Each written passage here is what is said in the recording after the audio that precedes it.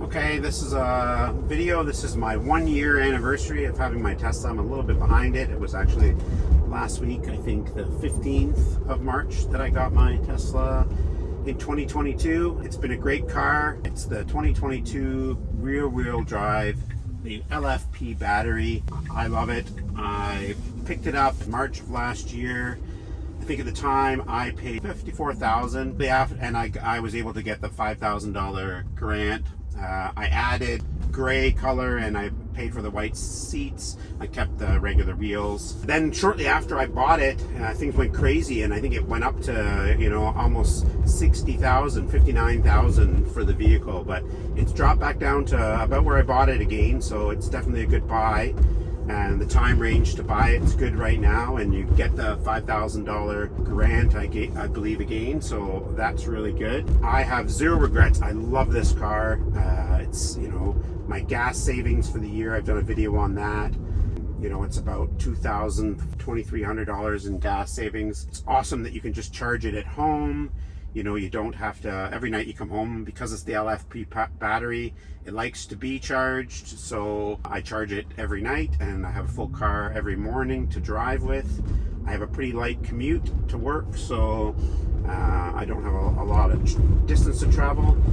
In total, over the year, I put 23,000 kilometers on this car, which is about average. We usually had two cars before having this one. And between the two, we were maybe a little bit more. This one here also, I took it to Chicago, so we got about a 6-hour drive there, so that put a bunch of kilometers.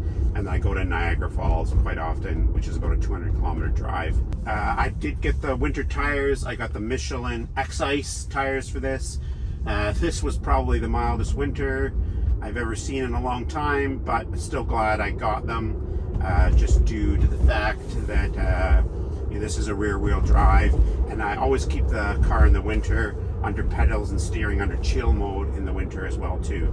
But handling in the winter, it's been perfect. Like I said, it was a pretty mild winter this year, but I've had no issues. I've never got stuck. I've never had any crazy slips. I did look to replace the rims, but I couldn't find the rims, so I just flipped my 18-inch Aero, or what is it? Yeah, 18-inch Aero wheels over to the Michelin, and I've got the other tires stored in my shed. Some of the features I love about the car, one, especially in the winter, is the auto start. A lot of high-end fast vehicles, Europeans, Audis, Porsche, you can't get auto start on those cars. They just don't manufacture with that. You have to either add it as a third party, but this comes standard with it, so that's amazing. I don't have a garage, but even just for the fact that you're at the mall, you're doing something, you're at work, your car is warm. If you set it up for the preconditioning in the morning, the car is already ready to go. Speaking of preconditioning, always use the map whenever you're going somewhere, because you want to put your Tesla charging locations in there.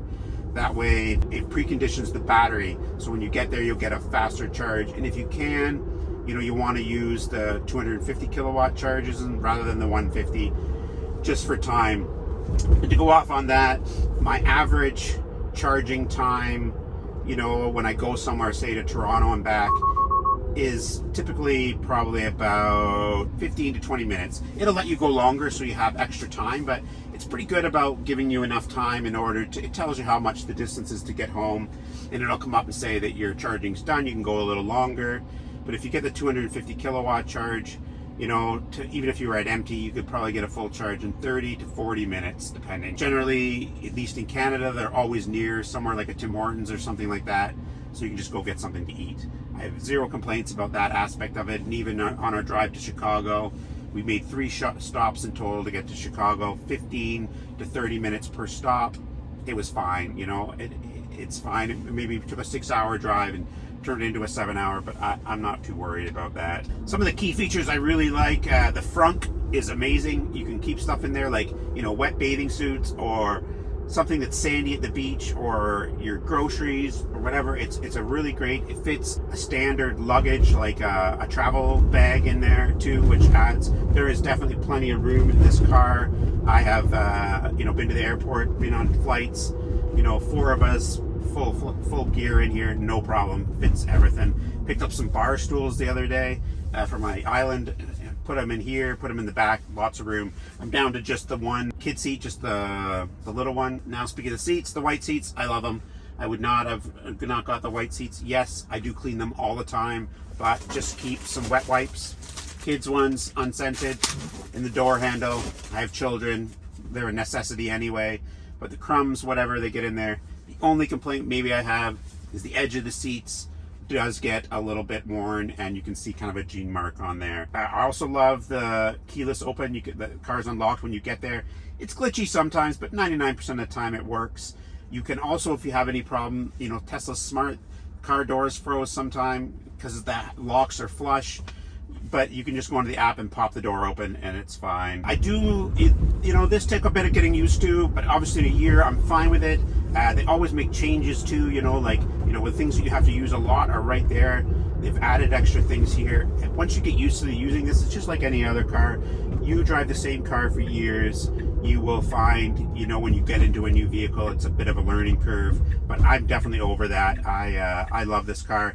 Navigation is not my favorite. I think I just like Waze and Google Nav, but it's fine. It's just really quick on letting you know to merge over lanes and stuff like that. Some of the Google apps, you know, it really tells you beforehand that you've got to get over some lanes. You just got to pay a little bit of attention to that side of things, but it's fine. It gets you where you want to go. There's been another complaint I guess I would have is every now and again this thing takes you down dirt roads. I don't know why. It tries to find the shortest distance, but it's you know, just the other day coming home, it took me down a dirt road, and I prefer not to, just for stone chips and stuff like that. Again, I love the fact that you get the over-the-air updates. We haven't got one since Christmas. There was lots at certain times. There is the odd update that's just a fix, but you know, they'll just add stuff all the time, like this being down there that shows your radio, you know, moving where your turn signal goes, things like that.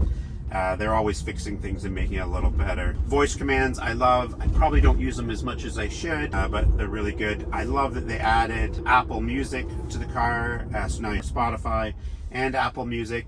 I don't play the games very much. It took me a long time to figure that out, but I do have a controller in my glove box, and you can play any of the games with the controller. We use that every now and again during stops, but I find we shop or go out more than sit in the car. And I haven't used the camp mode, but I'm hopefully going to try to use that this summer. I do use climate mode, so if it's really hot for the summer, I put the air conditioning on so you get in the car, it's not hot. If you're just going to go in for a short period of time, I'm not wasting gas, it's electricity. I charge it all the time, so I feel all right doing that. You can put it on dog mode as well too, if you don't, even if you don't have a dog, just to give yourself a cooler car when you get back. But somebody did point out that I think it might disable some of the security, but I think actually Tesla made an update to that. That's that new beep that you heard there, is the letting me know that the light turned green. So, you know, I'm not paying attention, I'm doing a video, it's going to let me know that the light turned green there and it gets me on my way. I love that when you get in the car, between me and my wife, it's all set up, you know, it's customized for your driver. When I get in here, it adjusts to me. When she gets in here, it adjusts to her. I'm set up as the primary, so if we both get in, it adjusts to me. So she has to just pick her when she's getting in there. You know, that's a great feature. The rear seats for the kids are heated. They love that. They can get heated seats back there. Dual climate control, the USB cables for them. Got put little attachments back there. They can put their iPads in that on. The seats fold down pretty good in the back, so you got lots of trunk room. So please like and subscribe and follow for more videos. As I mentioned, I have 500 subscribers now. I love it. I want to get to 1,000. So hopefully, if any of you guys are already subscribed, pass me on to a friend. Even if each of you does that, I could get to 1,000. I know that probably won't happen, but you know, it took me a long time to get to this. I would love to get to 1,000, but that would be great. Again, please like and subscribe and follow for more videos, and thank you very much for watching my videos. Have a great day.